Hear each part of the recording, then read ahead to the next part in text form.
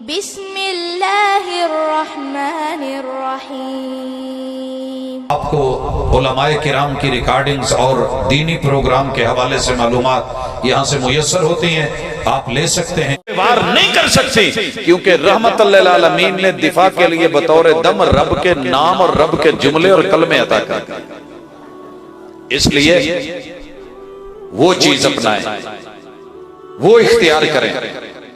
हजरात काफी है इतना, मेरे ख्याल में खवातीन की बात समझ नहीं आ रही।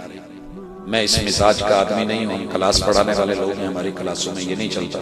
इतना ही काफी है। सुब्हानक अल्लाहुम्मा व बिहम्दिका अशहदु अल्ला इलाहा इल्ला अंता अस्तगफिरुक। माज़रत दुआ कर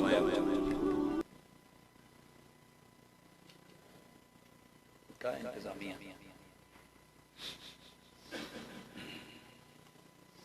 एक को हया नहीं चाहिए, वो नहीं चुप हो सकते, तो हम दुआ कर माशाल्लाह। ये थे कारी हजरत मौलाना अल्लामा प्रोफेसर अब्दुल रज़ाक साजी साहब, जो कि मुफस्सल और तफसीलन खिताब फरमा रहे थे। तो तमाम दोस्तों अहबाब का शुक्रिया कि जो आप हमारी दावत पे यहाँ तशरीफ लाए। अल्लाह ताला आपका आना मुबारक करे। और मैं शेख मोहतरम से गुजारिश करूंगा कि वो तमाम बीमारों के लिए, और एक हमारे भाई हैं उनकी औलाद नहीं है, उनके लिए भी दुआ करें कि अल्लाह पाक उनको सही औलाद फरमाए। और जितने भी परेशान लोग हैं अल्लाह उनकी परेशानियों को दूर फरमाए। मेरी वालिदा मोहतरमा फौत हुई, उनके लिए भी शेख साहब से गुजारिश करूंगा कि वो दुआ फरमाए।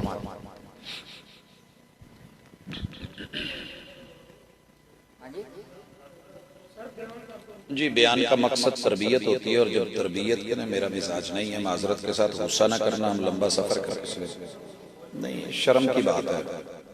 हम अपनी इज्जत बना के सर पे बिठाते हैं, और वो लोग हजरत ज़ी वकार मेरे महबूब ने जो तरबियत कर दी,